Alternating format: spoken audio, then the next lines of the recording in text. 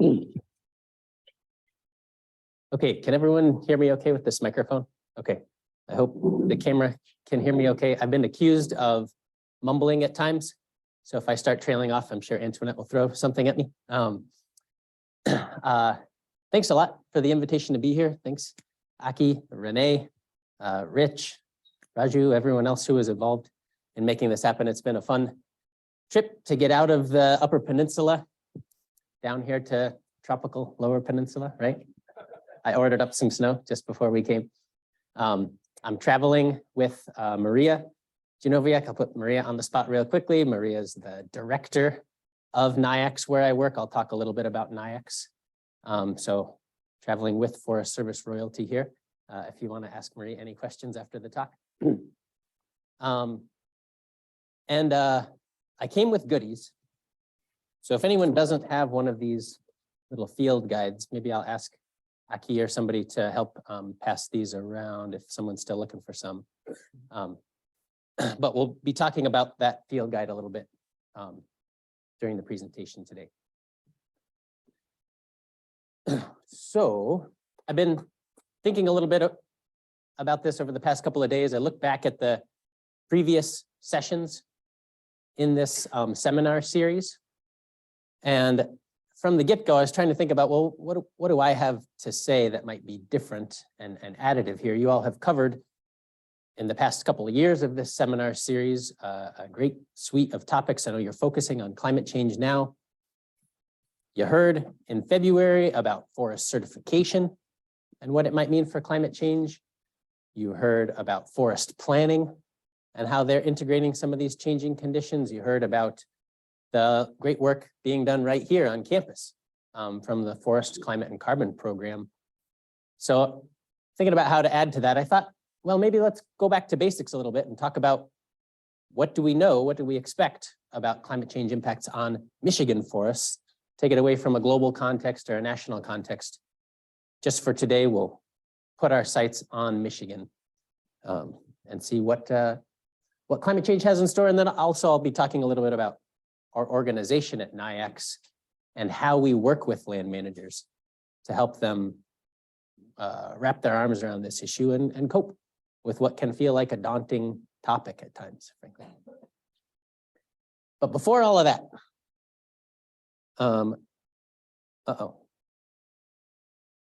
wanted to do some introductions. See if this works. I might need some technical help. I don't know what's happening. Oh, there we go. Okay.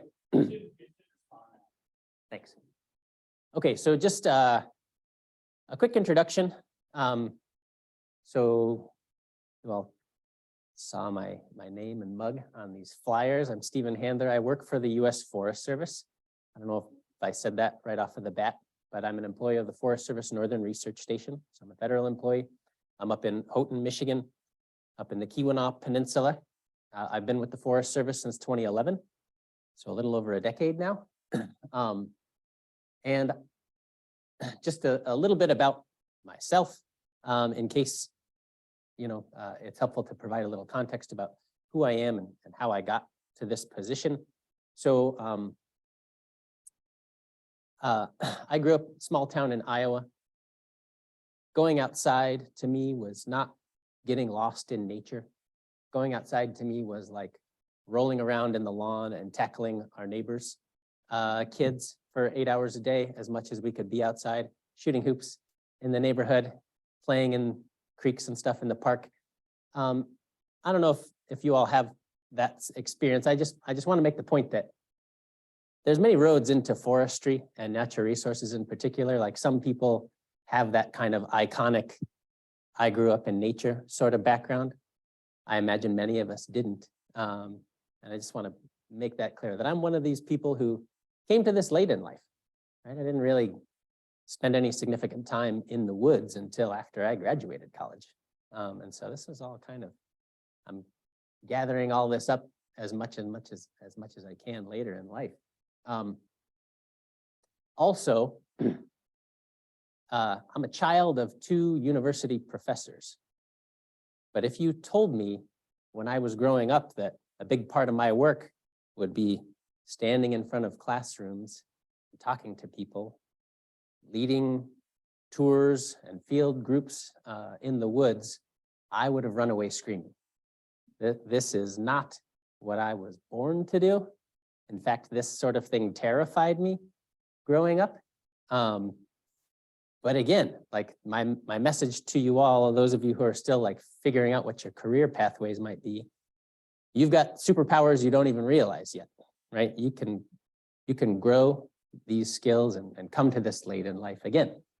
So keep your eyes open, keep your antennas up. I was sitting in a classroom like this at the University of Montana in Missoula in 2006 or 2007. And we had this fascinating guest speaker come in for a day. He gave us a guest lecture in class and told us about this new emerging revolution in the world of forestry, which was carbon offset payments, payment for ecosystem services. He described this venture he had started in Panama, reforesting degraded and abandoned cattle pastures with native tropical forest species. And doing that work, not only to reforest the system and kind of do habitat restoration, but also quantifying and commodifying the carbon that you're sequestering in these trees as they're growing, selling those as carbon offsets. That becomes a new income stream to pay for more habitat restoration. And it was like, I sort of remember it to this day, walking out of that class, feeling like lightning bolts in my body. So excited about this. And that, I would say, changed the course of my life. And so that's my commitment to you all today. 20 years from now, you're going to be telling the story of this dynamic speaker who wowed you on a Tuesday afternoon, lightning bolts running through your body. So enough hyping the promise of this presentation. So, you know, this whole seminar series has been focused on climate change. It wasn't like when I was in school, right? I went through my entire undergrad and most of my master's degree without really focusing on climate change. 2007, Al Gore's Inconvenient Truth, that's when this topic, I would say, really accelerated in terms of public awareness and education in this country. But now, this topic is in our faces all the time. Almost everywhere you look in the woods, you're seeing fingerprints of change that can be attributed in some or large part to climate change, and it's affecting the way we think about systems and our responsibility for managing these systems. And it can feel daunting. It can feel distressing. There are a couple of things, though, about this moment that we're in that I just wanted to mention quickly at the start of this. In case you're used to real kind of doom and gloom climate change talks, there's a few things about the moment where we are in this country that do buoy me a little bit and lift my spirits, give me some hope about where we're headed and how quickly we can act on this issue. Just institutionally, like looking at our agency, the Forest Service, as an example, it's a big ship, but the ship is turning and we're making a lot of action, great strides on addressing climate change. For example, just last summer, the agency rolled out a new agency-wide climate change adaptation plan that sets some real clear expectations for what is required of us as stewards of our nation's national forests and grasslands. It's connected to strong positions that the administration is taking, executive orders on tackling climate change. Outside of the agency realm, forest industry is engaging with this topic now in new and more concrete ways. For example, the major forest sustainability certification standards in the US, SFI and FSC as well. FSC is in progress, but SFI just last year rolled out new certification standards that now include really concrete expectations for conducting kind of a risk assessment for climate change impacts for certified forests, to have clear adaptation plans to address those risks, and also discussion of how land management relates to or can contribute to forest carbon management. Again, on certified lands, and that's no small deal. That covers over 5 million acres in Michigan alone, is going to be affected by these new SFI standards. And then also, something that is great now and supportive of climate change adaptation that didn't exist just a handful of years ago is that we're recognizing that this needs to be a profession. This needs to be a discipline. Every sector of human economy and human endeavor is going to be affected by climate change. And so professional societies are being built and growing from the ground up to support this and to support all of us now who are going to be dealing with this issue the rest of our lives. It's going to be part of our worlds, whatever pathway you eventually take, leaving this classroom today. And so there are groups like American Society of Adaptation Professionals that have ways to connect with other people, kind of like professional standards and codes of ethics and all sorts of things that are developing now to help people think about, okay, how does climate change relate to my discipline? And what are ways that I can start building this into my line of work? But it's not all sunshine and roses. I think you all probably get this. And from our own work, dealing with land managers and helping forest managers in particular, think about how to integrate climate change considerations into their work. There are a couple persistent and really kind of thorny barriers that we need to acknowledge from the get-go, and that painful for scientists in the room, researchers. It's just always an obstacle, right? That a lot of great science is not being used. The scale is potentially mismatched, or the scope is mismatched, or maybe it's not exactly addressing the questions that land managers have, facing them immediately. Land managers who are tasked with making choices about what to do with forests, given all these changes from climate change, can feel overwhelmed and isolated. It's hard to keep up with the volume of information that's being presented to them.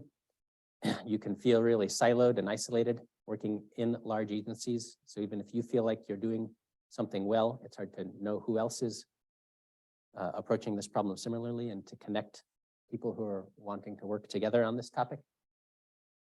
And there's not yet a shared understanding of success. There's no kind of boilerplate understanding of how should I adapt to climate change in this particular land management context. We don't have that roadmap built.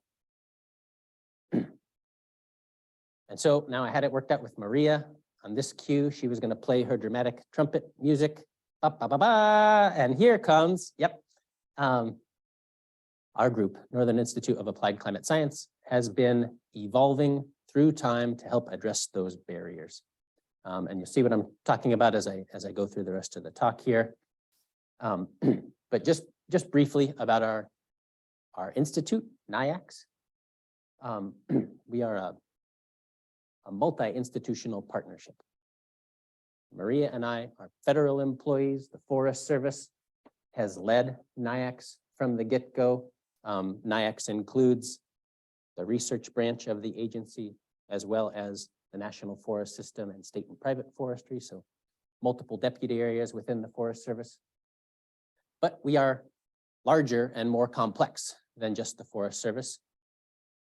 4 universities are a part of the NIAX partnership, including Michigan State University, one of our most recent signatories. Your logo is blocked by the Zoom bar there, but you had to take my word for it. You all Spartans are with us.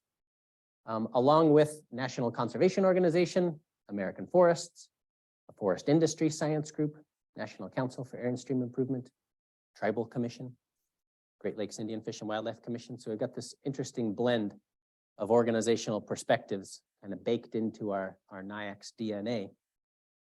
And basically that gives us a really broad mandate to work with anyone and everyone across the land management community that is ready to have these discussions about climate change risk and how to adapt. So we're kind of like a little extension service just focused on climate change and carbon management. going up the chain, this is my last institutional slide that I wanted to share, but NIAX also helps fulfill the mission of the USDA Northern Forests Climate Hub. And so this is an effort across the entire USDA, US Department of Agriculture. They have established these regional and topic-specific climate hubs that basically have this broad mission of trying to provide farmers, ranchers, and foresters with a coherent set of tools and resources from all across the USDA agencies. We've got the Forest Service and the Natural Resources Conservation Service and the Agricultural Research Service and all of the other alphabet soups under the USDA that can be sometimes disconnected and not in alignment. And so these climate hubs are a way to provide information more coherently that, again, land managers are looking for across these geographies. So NIAX helps run the Northern Forests Climate Hub. And some examples of the things we do at our team: we provide a lot of materials and resources for professionals and landowners, whether that's online widgets, published vulnerability assessments and technical reports, kind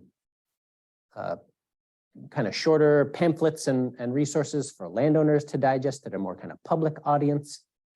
We try to hit a lot of different audiences within the larger land management community. We also maintain a whole suite of websites that represent the work of our major projects. For example, we have an adaptationworkbook.org. That's like a TurboTax site for adaptation planning.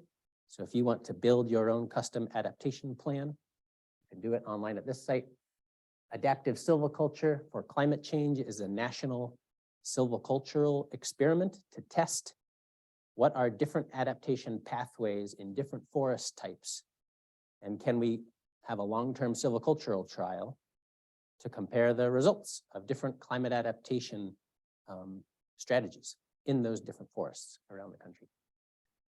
I won't mention these others, but that's a big part of our work. Another way we share information with the public and with land managers. And a couple fundamental tenets of how our work has evolved and how we talk to people about this difficult issue on climate change. I tried to boil it down to three things that kind of are the NIAX secret sauce, I think, about the way we work. And the first that I wanted to mention is that as much as possible, we always try to recognize that people who own land and manage land have a tremendous variety of values that they are bringing to the table. The reasons why people own land and the reason why they manage land, whether it's an agency or a small family, can really run the gambit from passing a legacy on to future generations to managing recreational opportunities, clean water, fish and wildlife habitat, an economic engine, especially for the upper Midwest. And so we don't have to argue about which of these values is most valuable and which should be the priority for everyone. Instead, we always try to put whoever we're working with in the driver's seat. They get to dictate the values that are most meaningful for them and that are influencing how they're going to assess climate risk and how to adapt. So it all starts with the values of the people we're working with. Secondly, our role is not so much to be truth. We're not like providing solutions necessarily to people. We're not telling people how to solve this problem of climate change. Instead, we're helping people understand their choices and to understand those choices and the nuances that might come with those. So for example, we have a structured planning process to help people develop their own customized climate adaptation plans. That starts with articulating people's goals and their management objectives. And we kind of walk through a systematic process to help people understand climate change risks in their place, get their own personal sense of feasibility for the goals that they started with, to brainstorm and decide what to monitor and pay attention to through time to know if their adaptation actions are in fact being effective. So we're providing a structure, we're asking a lot of good questions, but we're not dictating how someone needs to or should respond to any given climate change risk. Similarly, when it comes to that question of, okay, I recognize it's a problem, what do I do in my woods or on my property? We don't tell people, here's exactly what you need to do in your northern hardwoods forest. Instead, we give people a range of options like a menu. And we provide, again, structure and support to help people understand, here's the range of actions that you may take, and here's why you might take one action compared to another, and help people choose for themselves in an informed way. And also going back to that idea of there not being many great models for success of what effective climate adaptation looks like, we're recognizing that we're all learning together. We're all basically in our infancy stage of coping with this issue of climate change nationally and in our region. And so we think one of the biggest services NIAX is providing is building this catalog of real world examples of what does climate change adaptation look like in the real world. And so each of these dots on this map represents an instance where a real manager in a real place has used our adaptation workbook process to come up with their own adaptation plan. We're writing up as many of these case studies as we can and putting them online because we think people learn best from their neighbors, learn from examples rather than someone like me yelling at you. Yeah. Is the bias towards the northern region that's region-based, or are there other like projects in other parts of the country that? Yeah. So each of these dots represents an instance where we have helped someone go through the adaptation workbook. They're clustered in the Midwest and the Northeast because that's our NIAX and Northern Forest Climate Hub institutional footprint. But we do work outside of that footprint occasionally when we have special topics or special requests for help. Yeah. So I was thinking about, how to sum this up and realizing that I need to update my metaphors for here we are in 2023. And so like, what is NIAX? Why are we special? How do we do what we do? And I decided that we are basically like the Ted Lasso of climate change adaptation, because we're not a coach that's telling you my way or the highway, right? Instead, coaches can kind of be cheerleaders. Coaches can help athletes figure out what are your own goals and how are you going to reach those goals yourself. And coaches don't have to know the answer going in, right? We're learning in this together. I was not trained in climate adaptation when I went through school. This field didn't exist when I was in grad school, right? And so we're all kind of supporting each other, being enthusiastic, being realistic, helping people understand their choices and how to get to where they want to go. So that's my pitch for NIAX as the Ted Lasso of the carbon adaptation world. So I don't have a clock in here. I want to be honest with time. Okay. So I don't have time today. I know this was promised as climate change in Michigan forests. For folks who really want to take a deep dive, I'm going to give you places to go learn more. We have 2 large climate change vulnerability assessments for different portions of Michigan's forested land base. They're thrilling 230-page documents. If any of you are insomniacs, have a little trouble easing off to sleep at night, I would encourage these for a little smooth nighttime reading. But they're kind of foundational literature. We think we've used them in a jillion different ways and with a jillion different audiences. They are not recommendations documents. I will say that. Again, they're not about telling people what to do. Instead, they're about providing a common platform of information for everyone, examining a range of multiple sources of information from forest impact models, public research, as well as manager expertise to understand what's this range of plausible scenarios, what's at risk and why, And can we articulate our best available information? And just to run through quickly some of the information that, like, when we talk to land managers about climate change and get them thinking about what matters for their own properties, some of the big headlines of climate change, just in case folks are not familiar with our Michigan context here. I'm showing a series of maps from the University of Wisconsin, Nelson Institute for Climatic Research.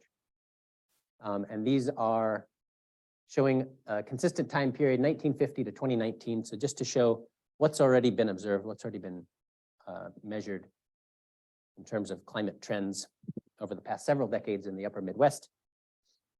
Showing you annual temperature here. So again, depending on where you are in Michigan, we're generally looking at 2 to 3 degrees Fahrenheit warmer across the whole year over this time frame.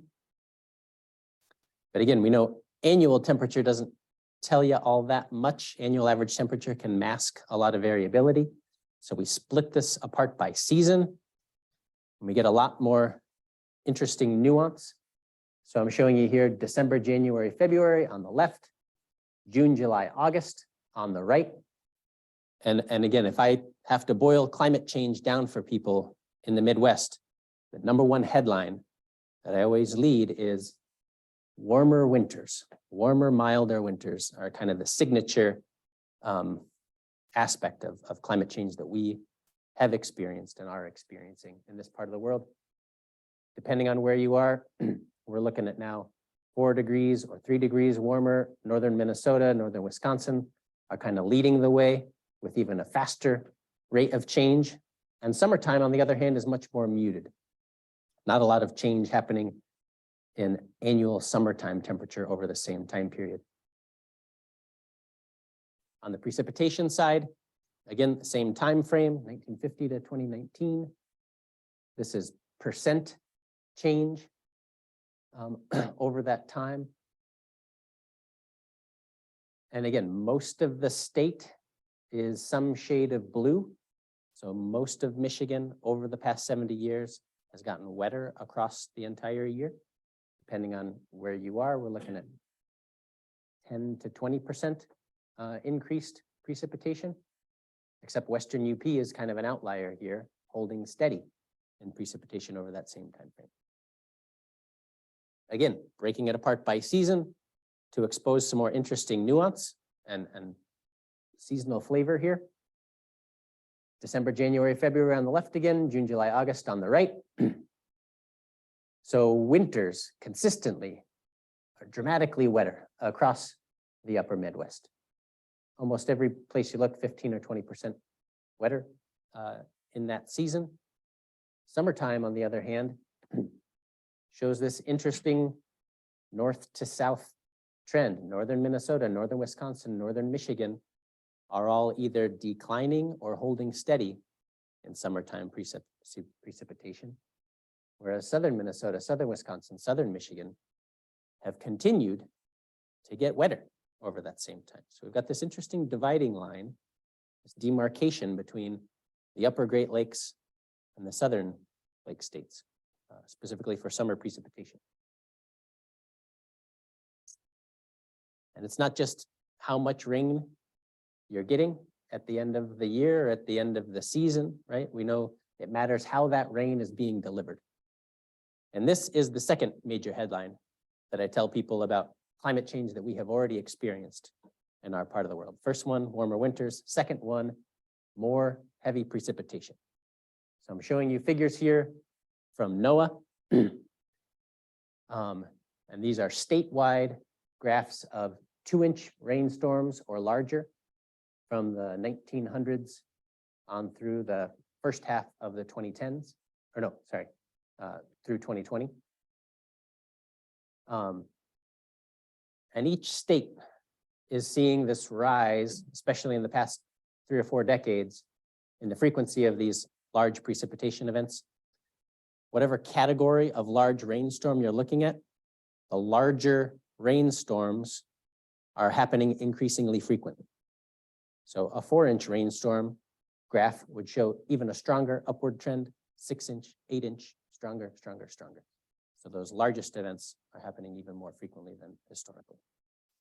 And we know this has serious consequences, not just for ecosystems and how they absorb water and how, these heavy rainstorms can cause erosion and flooding. They also cause physical damage to our infrastructure. They disrupt our lives, their health and safety risks. Right, so this is one that really connects with people, whether they're landowners or not, usually. They've either witnessed or lived through one of these heavy precipitation events in the last couple of years.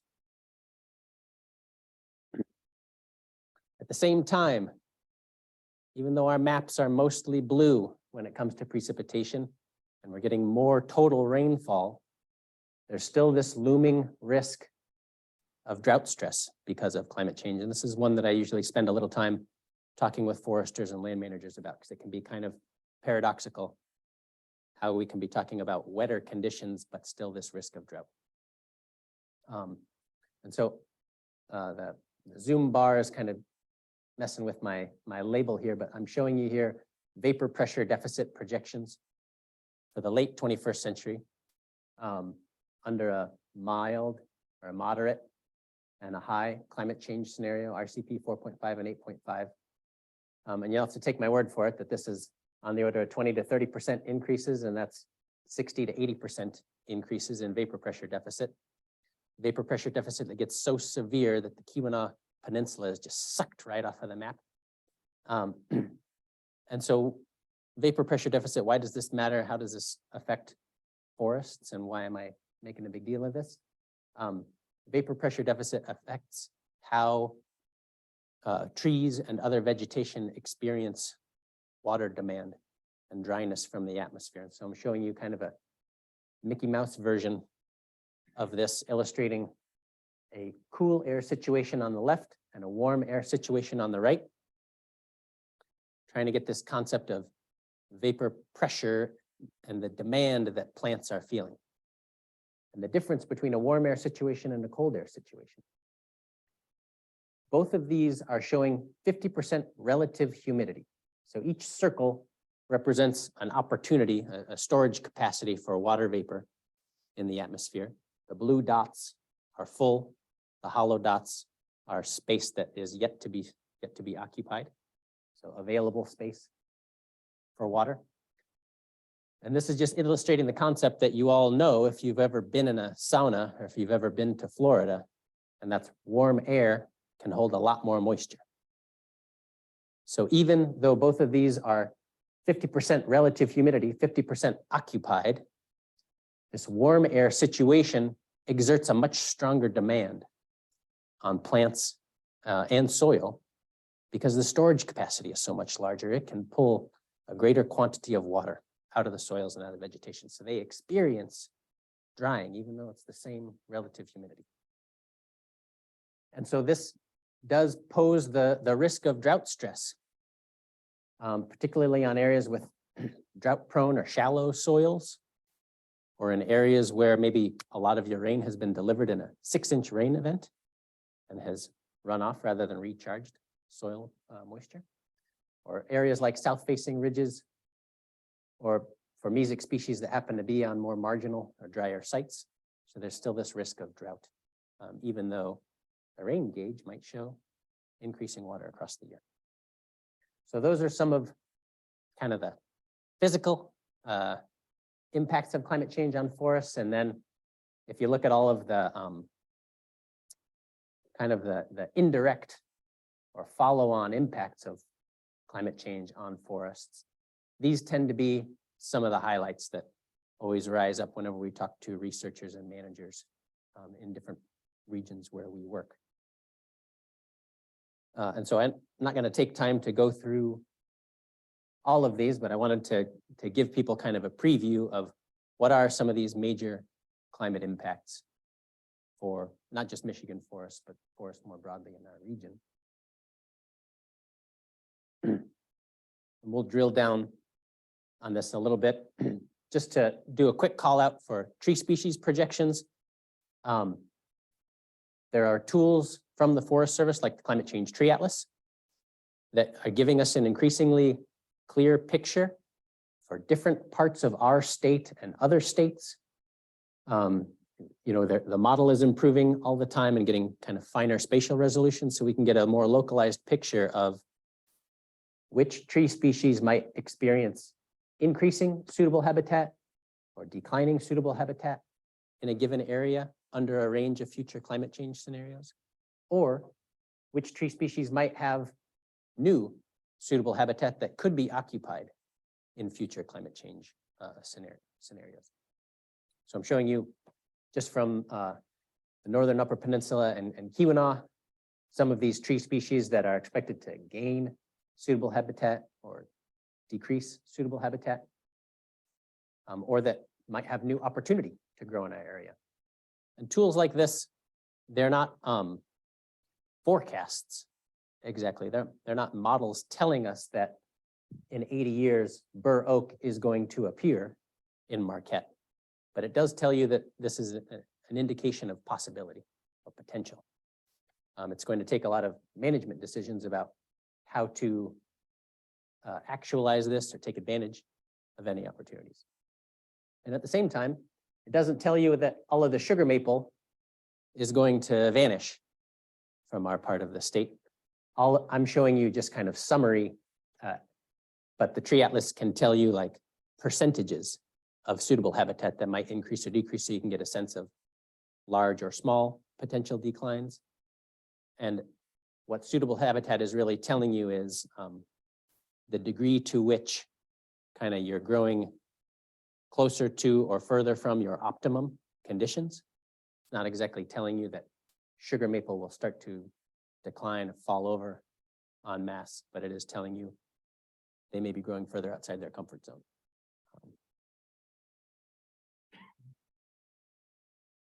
And in all of this, we encourage people to think about climate change as a threat multiplier. This is a term that the US military uses when they talk about climate change as kind of a trigger of instability around the globe.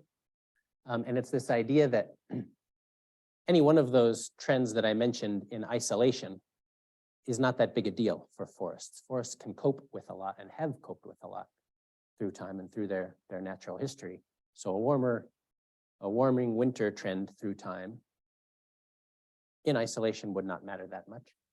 But when you start to think about the ways that it might encourage invasive pests or invasive species or set forests up for other stresses, if you mix trends together, then they can surprise you when they interact. And so we always ask people to be heads up about which things might interact in their woods that would be different than other parts of the state or other neighboring regions.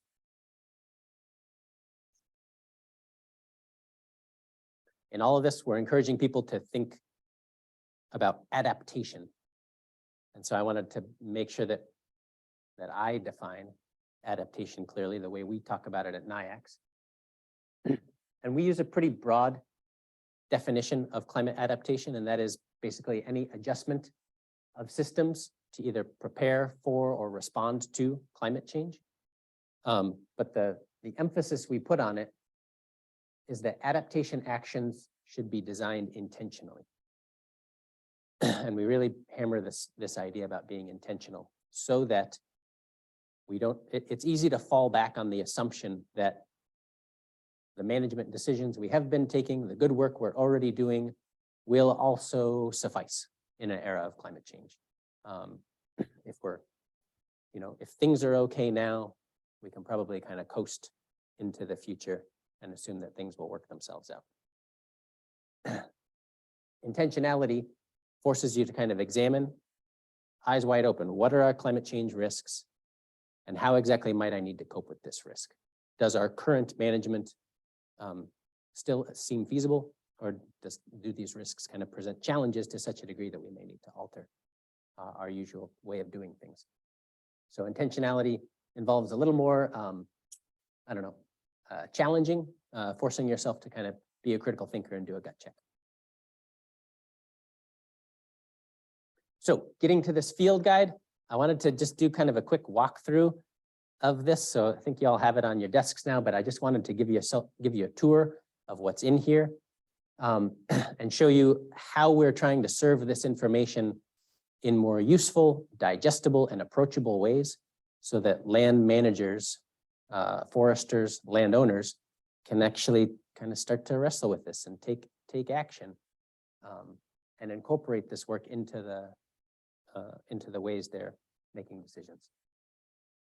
So this was a product of a huge group of people, including Daphne in the room here and other folks on the FCCP team, as well as MSU Extension. We had a couple Extension folks, Julie and Georgia, help us put this together as well. So really a team effort involving academic, federal, state, private organizations, as well as conservation organizations.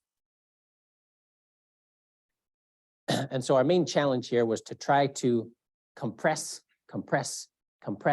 consolidate, get climate change information into more useful format. So what you'll see in this field guide, first several pages are kind of like a top 10 list of climate change impacts to help people get a quick review of what are the different ways climate change trends might affect forest health or forest operations in Michigan. The middle section, really the main body of the field guide, is organized around 9 common and kind of easily recognizable forest types that whatever agency or whatever kind of forest classification system you happen to be most comfortable working in, you're going to easily find your home in one of these forest types, so you can jump to learn about information that is most relevant to where you happen to be working. And for each of those forest cover types, we provide some basic information on what this type needs in order to be thriving and healthy. Where does it typically exist? What are the climate parameters or landscape features that promote this kind of forest type? And then some synthesis information about across the whole state, what is the level of risk from climate change to this forest type? What are some of the primary ways that climate change impacts might either support or disrupt this forest type? So for example, you can all zoom to northern hardwoods here in the middle, page 52 and 53 to get an example of what I'm talking about. So for example, as our case study, northern hardwoods, looking across the whole state, the team looking at prior research and new information since those climate change vulnerability assessments were published. I still felt like northern hardwoods are kind of a middle of the road case in terms of climate change risk, moderate vulnerability with kind of medium confidence in that determination. Although there are some indications that northern hardwoods might be slightly more vulnerable in a couple ecological sections in the Western UP in particular. We've got some ongoing drought issues there that might be more persistent, and some issues of suitable habitat changes there that are a little more concerning for northern hardwood species. If you dive in on the next section of that page, you get kind of a quick hits list of what are the primary climate change impacts, the ways that climate change could disrupt northern hardwoods. And so you see things like that reminder of drought stress, extreme winters or extreme events, milder winters, forest health issues, deer and other species that can disrupt forest regeneration. And then on the other hand, on the following page, we also provide some rationale for different ways that this forest type can cope with and may adapt to these changing conditions in particular contexts.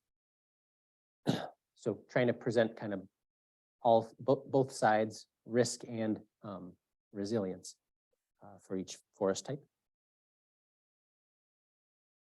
I mentioned tree species projections. This is something that folks often get a lot of value of from these field guides.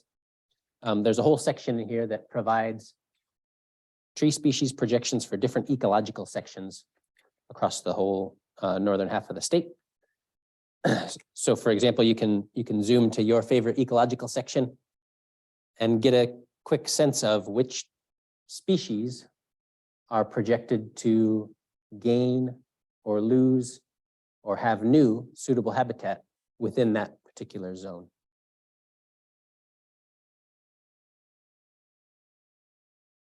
And then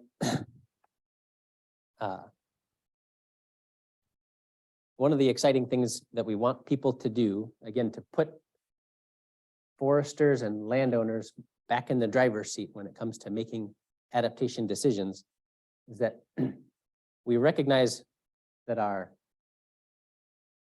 vulnerability ratings and our broad conclusions about risk for a cover type, that's painting with a really broad brush across an entire state. And so we want people to feel confident in actually getting in and adjusting some of the dials themselves and being able to put their local knowledge and expertise, bring that to bear on this problem, to be able to say, yes, generally, this may be what the expectation is, but I know not all sites are the same. And climate change isn't going to play out equally across the entire landscape. So we're helping people with kind of a checklist approach. Like you go to the doctor's office and they ask you, maybe the older folks in the room, myself included, they ask us those same questions, right? How do you sleep each night? How many drinks of alcohol per week? Are you a smoker or not? They're trying to get a sense of, am I likely to keel over from a heart attack sometime in the next couple of years? And we want people to have that same sort of risk factor approach, thinking about my site compared to my neighbors or others in the region. And so for northern hardwoods, on page 55, you can see an example of the kind of risk factors we want people to be thinking about for a northern hardwood forest. And so we're asking people these indicator questions about species and structural diversity, access and operability, regeneration potential, drought risk, to get people thinking in a little more nuance about whether my site has more risk from climate change than maybe your average northern hardwood site. And then, like I said, we're trying to give people choices about how to respond to any of this. So we do have kind of an adaptation guidance section here, starting on page 72.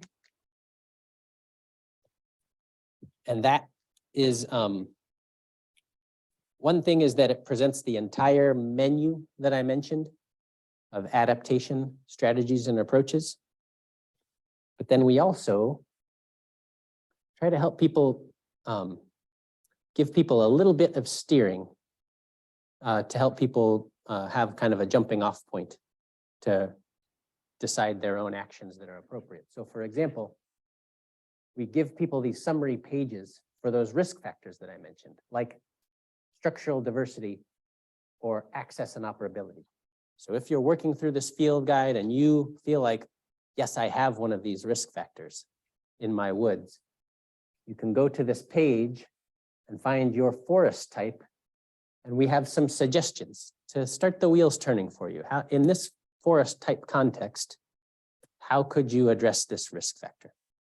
And these are things that we pulled together from, again, kind of our expert author team, and giving people a sense of how they can use this menu to their advantage.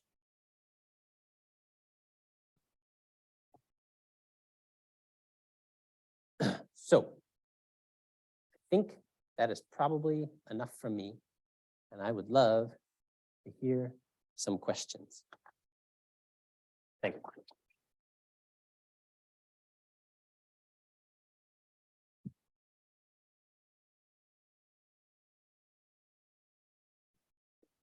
Yeah. So thank you for a great presentation. And I'm curious about the map that they asked Yeah. About I see some dots on the south and west, and is it more challenging consulting with these different area because the ecosystem is so different compared to our forest? Yeah, I'll repeat the question for folks online. So it kind of, is it more challenging or different working with forest managers in other parts of the country compared to, yeah. I would say there's nuance everywhere. For example, like in the southeastern US, they haven't experienced the magnitude of warming that we have in the northern lake states and in Vermont and Maine. So in a lot of managers in the south, or kind of the southeast, they haven't seen it yet. They haven't felt the heat, so to speak. And so there are other changes happening aside from temperature change, but it's not kind of not as hot of an issue. And so we are working with some interested land managers in that part of the country to provide examples, but it's not, banging people's door down the way it is here. Compared to, like in the Western US, the Western context, they're almost dealing with a crippling amount of change all at once, right? Tremendous forest fires, persistent drought risk. It's almost like the building is on fire and I have to put out the fire now. I can't be thinking about the next 50 years. I'm just worried about making sure my hillside after this fire doesn't all erode. And so I don't have time to make choices about what species to put there. I just need to stabilize this hill. And so challenges everywhere. It's getting people to, it's finding people when they're in a moment that is relaxed enough to be able to have this discussion about longer term risk. Yeah, good question. Yeah.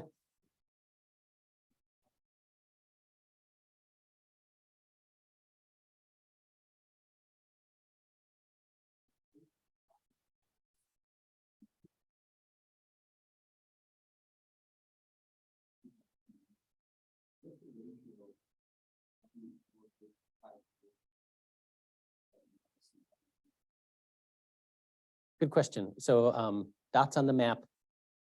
There are more dots all the time. So we have more examples of real world adaptation projects and what's the ratio of federal to private folks who are working with us. I would say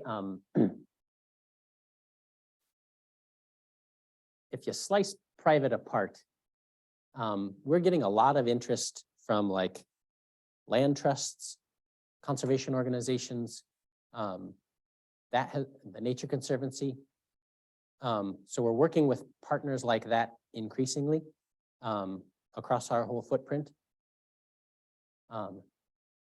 Family forests has always been kind of persistent, but a small proportion of the work we do, working typically through consulting foresters that have clients that might be interested, or the consulting forester says, I want to make this a regular part of my offerings when I'm writing stewardship plans or land management plans.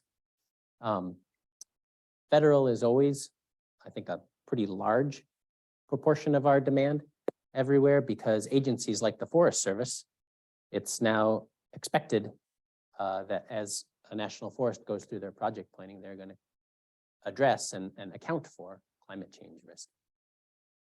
Areas of big growth for us are working with tribes across our footprint, working with urban areas, urban land managers, municipalities. And then, like I mentioned, that on the certification front, we're starting to have conversations to a different degree with that segment of private that is more like private industrial, or even like counties that manage land but have more kind of a revenue mindset. Yeah. Hope that helps. Thanks.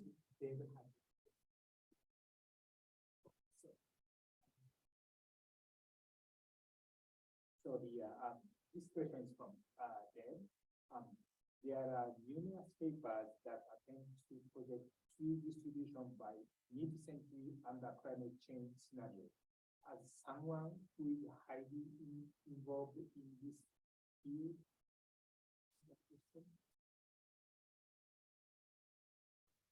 I feel like there's a second half of that question.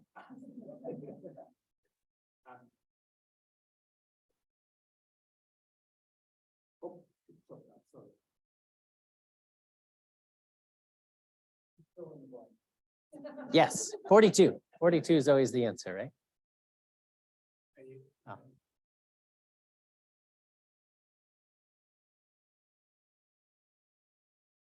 Oh. Um, hmm.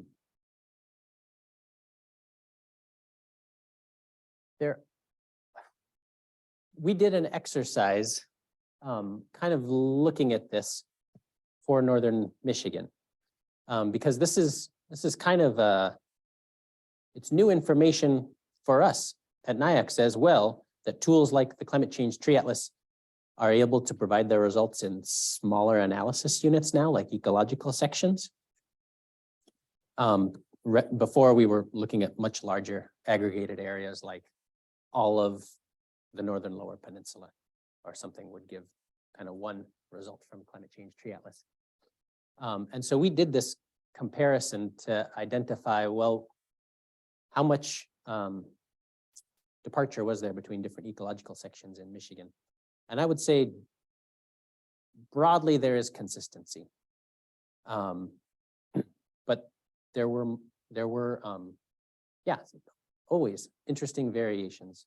So especially if you look at those ecological sections from kind of east to west or north to south, there is some variability in which species are gaining and losing suitable habitat. So it is worth, for sure, looking at that new ecosection level information.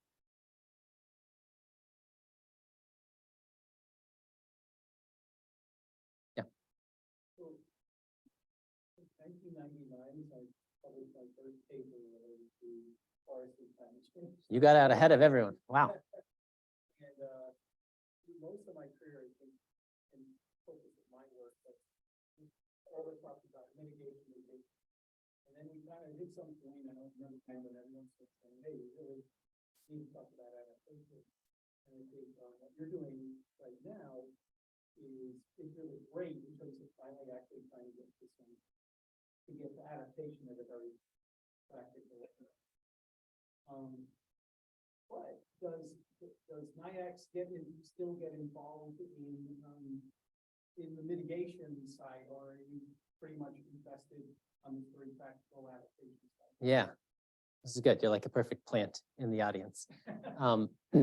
Maria could give the longer arc of NIAX, but I will say originally when NIAX started, we were the Northern Institute of Applied Carbon Science. And our driving orientation was helping land managers answer these questions about management effects on carbon.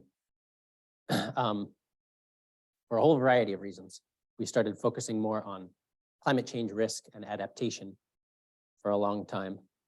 But now there has been this huge upsurge in interest and demand for kind of basic and detailed information on what do our management actions result in for different carbon stocks and sequestration rates. And as climate change impacts those systems, how does that affect the ability of those systems to store and sequester carbon? So we are we're kind of doing an internal reorganization and rebuilding our capacity to do more mitigation work. In fact, I kind of put this in here as it's not going to click over now, but one of our areas of growth and future work is doing a lot more carbon literacy with land managers, because we're getting a lot of questions from land managers who are now feeling pressure from stakeholders or board members or the public that they want to be able to justify their actions, to know, here's what I want to do in order to keep my system healthy and resilient.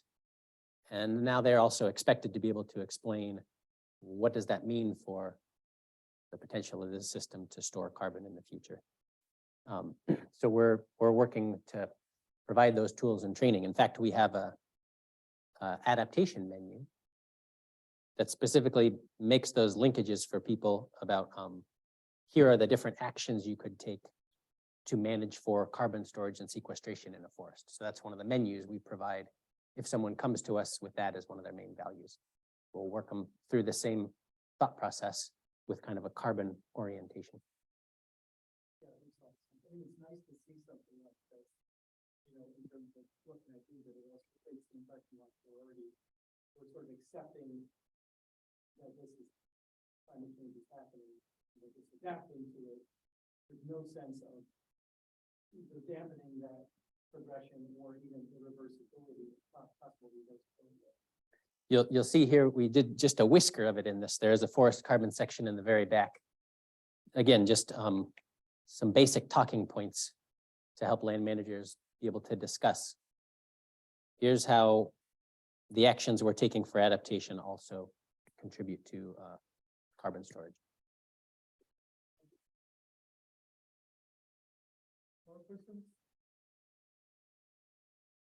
Questions from Zoom? I think there's no question in the Zoom.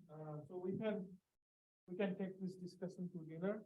So I would invite everybody, if you want to have time, please come have some food and drink with us.